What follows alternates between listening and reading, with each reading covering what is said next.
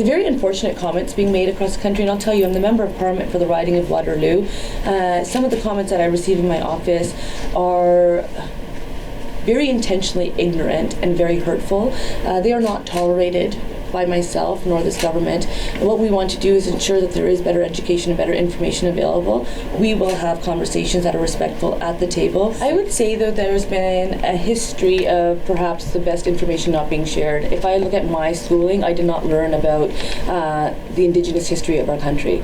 And that's why it's really important that we do acknowledge the land that we are on. The first peoples, Indigenous peoples, were here well before anyone immigrated to Canada, and the history that's taught is not always the appropriate history. I think our government's comments have been clear that it will not be tolerated in Canada, and it doesn't matter what community it's against. I don't think we can legislate kindness. I think when it comes to people, ignorance is a choice.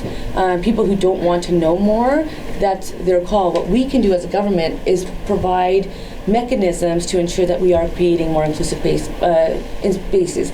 The Government of Canada will not be able to do this work, but what we can do is be a partner with organizations that are doing this work. Conversations around defamation and harm, especially in Ottawa, many of our Indigenous youth have been attacked by white supremacists and anti-Indigenous sentiments that has been spreading, and I think it is a big issue. But it's not just the government alone, but it's every Canadian from province to province, either from Wet'suwet'en Territory to Mi'kmaq, from Newfoundland and Labrador, all the way to British Columbia. I think it's work of all of us to be able to actively do that work.